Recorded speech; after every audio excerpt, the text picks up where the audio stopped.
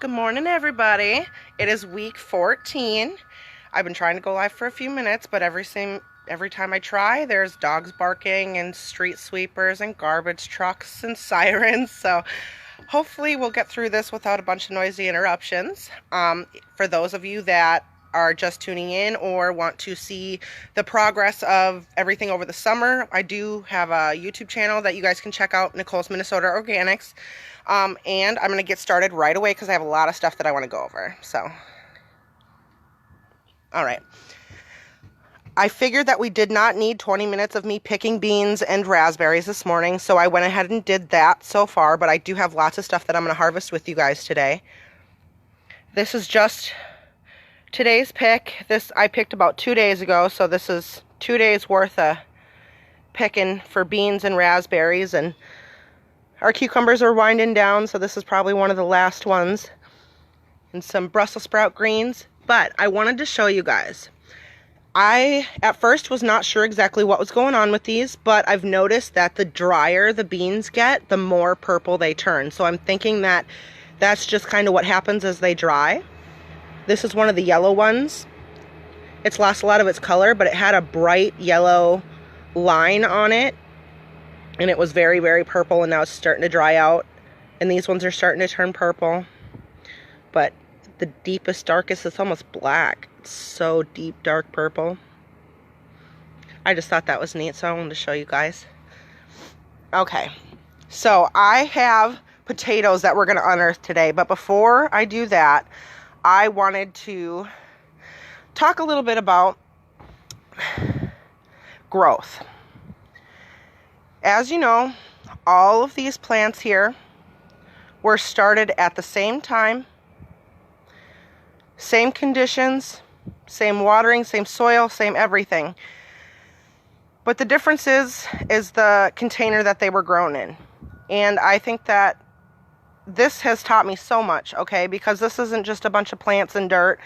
This is like giving me these deep life lessons and these epiphanies, and just is giving me so much. But basically, these were the first ones out of the cup. You can see they're big, they're beautiful, they're growing just fantastically.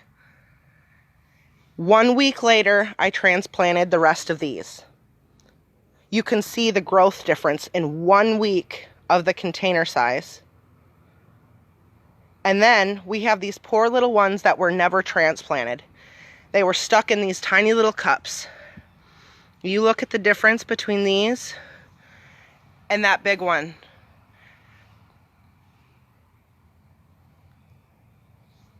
Then I started looking around, and I noticed these lone little tomato plants that were sitting on the edge of my deck that have been there all season, never transplanted. I haven't watered them, fed them, anything. They're still alive. They're green. They're, I guess, what you could call thriving. But you look at the difference between this plant and those plants and all the ones out in my garden. If you give yourself a cup, that's all the growth you're going to get. But if you put yourself in a place where you don't necessarily fit, guess what? You're going to have room to grow. You put yourself in a scary, uncomfortable situation where you don't fit. You're swimming, you're drowning, it feels like. But guess what? You have room to grow. Your roots will spread out. It will find what it needs, and it will thrive. And that just kind of blew me away. Because that's all you need to give yourself is room to grow. Do not stay in your cup. It's cozy there, it's familiar there, but you won't grow. You might be green, you're alive, but you're not thriving. So give yourself room to grow. Okay, I think that's like the biggest lesson I've learned this year. So, now that I've gone over that and gotten all emotional on you guys, I'm going to go ahead and unearth these potatoes. I've been waiting anxiously for these. The foliage is all starting to die back and stuff, which that's a good thing. that means these are ready to dig up. So I'm gonna go ahead and flip this whole container over and try not to make a mess. Ugh. All right, we got most of it on this container. Let's see if we can even find any tomato or potatoes in here. Oh, the little one.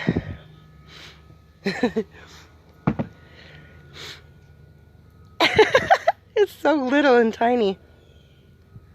I'm gonna laugh if this is all I got out of here. I'm gonna start digging around. Woo. Another potato. Oh, there we go. It's a nice size one. A little tiny one. Potatoes are called tubers. They grow underneath the dirt and they sprout off of the roots, essentially. So I'm not even finding any others in here, you guys. I'm gonna laugh if that's really all I got. Okay, I was gonna say one little more. That one. Oh, here we go. Okay. I was gonna say, is that all we got? Oh, here we go. Nope. There's another one.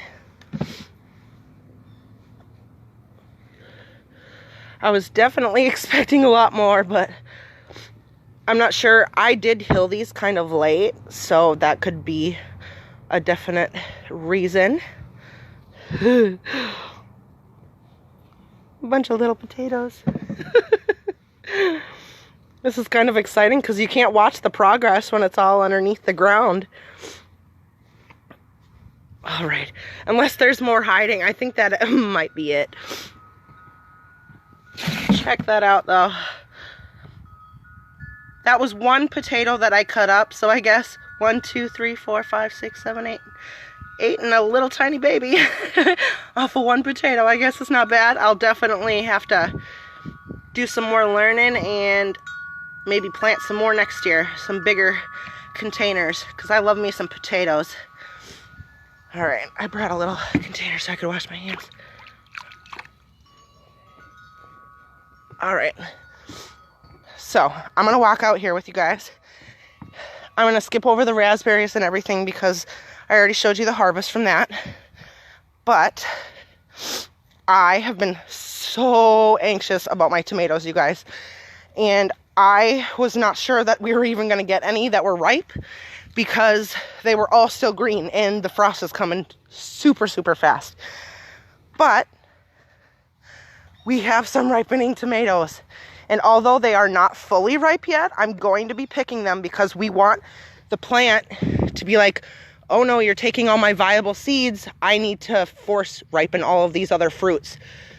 And that's basically its survival guide, helping them to survive and plant on another day. So we are gonna pick these. I am so excited. These are David Davidsons, and they're pretty much, I mean, they're good to pick, I think. There's a few of them that aren't completely ripe that I will be picking anyways, but these ones are just beautiful.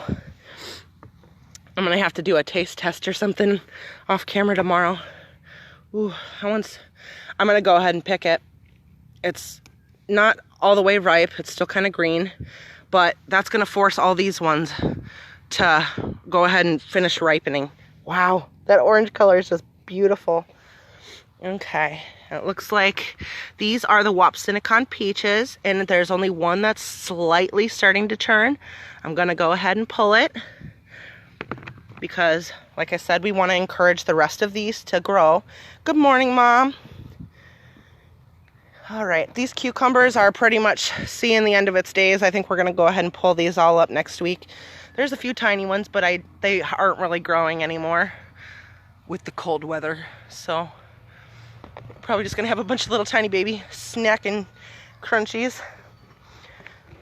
Okay, I thought these were the black crims, so unless they are going to continue to change color as they ripen, I'm not sure what this is, so I'll have to, oh, there we go. Yeah, it's a beautiful tomato, and it's got some red to it. Guys, look at the beauty. This is the biggest one in the whole garden, and my phone is not even picking up all the color, you guys. This thing is so orange, and I'm gonna pick it. I don't want any critters getting this, and I also want all the other beautiful tomatoes off this to go ahead and ripen. Wow. Look at that. I might have to weigh this one. This is just a beauty. Wow. We're filling this up. I should have brought a bigger container.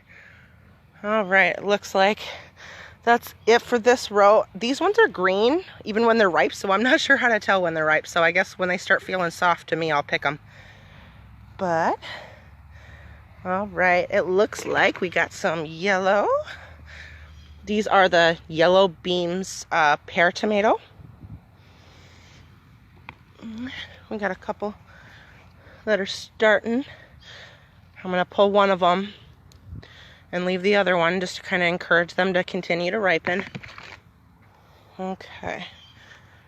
These Brussels sprouts, we're most likely not going to get anything off this. You can see the little, if it'll focus. The little tiny buds.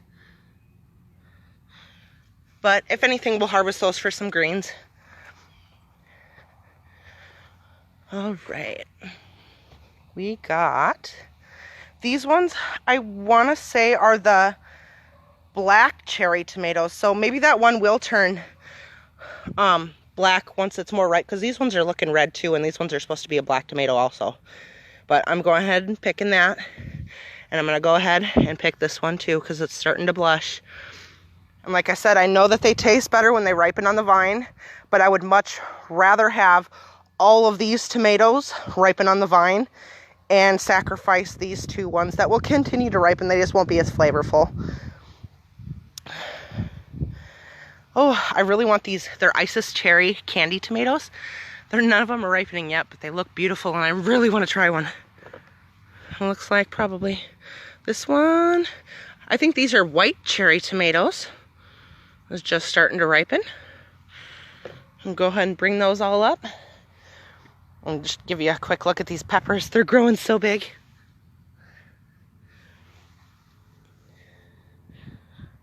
They're all over. I'm going to have lots of jalapenos. These are red jalapenos, so it's going to be awesome. Got all these peppers growing. We'll see what we get for a harvest before the frost comes off those, but flowers are finally starting to pop up. These tiny itty bitty. They didn't get much sun in the corner of the garden here. This is probably a bad place to plant them, but they're pretty, even though they took a while to come. And I, of course, showed you all the beans I picked, but you can see there's tons and tons and tons and tons and tons more beans in here. More flowers yet. It'll keep producing until that frost comes. And all the kale is getting ready to pick soon. The cabbage most likely won't be able to turn into a full head, so we'll probably harvest these for the leaves too, but they're looking really pretty. Okay, I am going to pull out these radishes, you guys, so that you can see. Some of them will be big and some of them will be small, obviously. All right. Little baby one.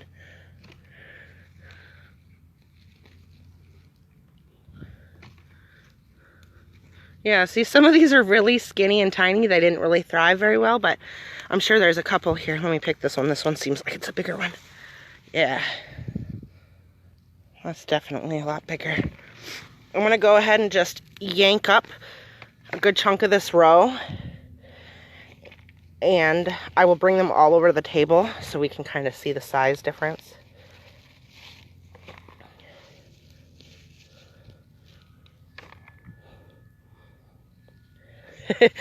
I would love to eat them as I pick, Star, but they're not ripening quick enough. But that definitely would be an issue because they're delicious, especially right off the vine.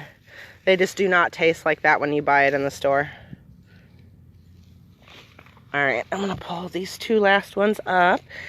And then, ooh, that's a nice size one. All right, guys, carrots. There is 4 different varieties here, and I don't remember exactly what they're all called, so you're just going to have to check them out. For now, I will pull out all my seed packets next week, and we can go over what everything was. But these are cute little fat carrots. I think all of them of this variety are going to be like that. These are adorable. These will make some good stews. Yep, all of them are short little fat ones. And I'm just going to pull a small portion of each row because these will continue growing into the frost and they will continue to keep better there than in my fridge. So look at these little red ones. Oh, that one broke off. Dig it up. There. Ooh, gosh, that's so pretty.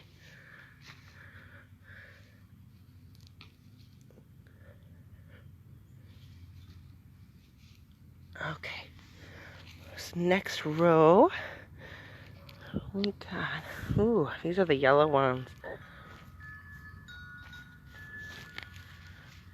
Little skinny one.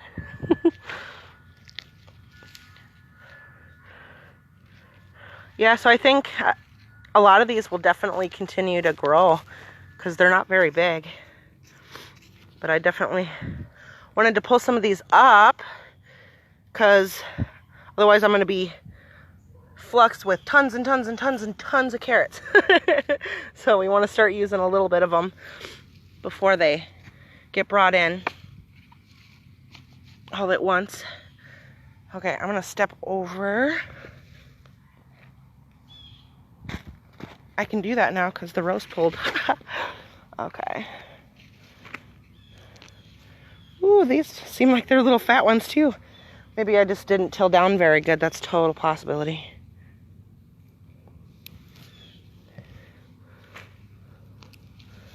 Yeah, all these are little fat ones still. I'm definitely considering growing carrots in pots next year just because I feel like they would get less trampled by the rain if I was able to move them when the storms were really bad. And also because the soil would be looser and the roots would be able to grow down farther.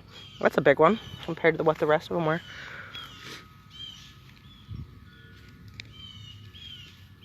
Okay, I think that's probably good. I'm gonna bring these all up to the table if I can even lift this with one hand. Okay. Ooh. Hear the birds squawking. Okay, guys.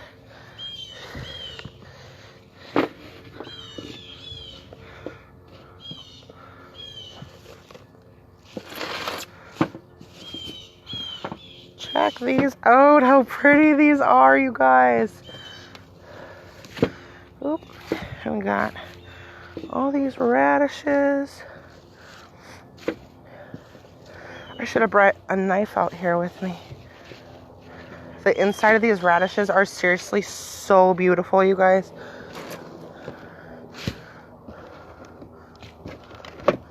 Okay. Gosh, them tomatoes are just beautiful. I'm gonna have to wash all these up, of course. Right, aren't they? They're so adorable. Okay, and I'm gonna take one for the team. I should have brought a knife out here. I'm gonna take a nasty, dirty bite of this so you guys can see the inside. So, yep, clap and laugh. Oh. That dirt ain't too bad, I guess. Okay. This one's actually pretty white. The other ones were, I had dirt in my mouth, a lot more pink. I'm not biting out anymore. Fine, just one more. Okay. There we go. That one's a lot more pink. How pretty is that?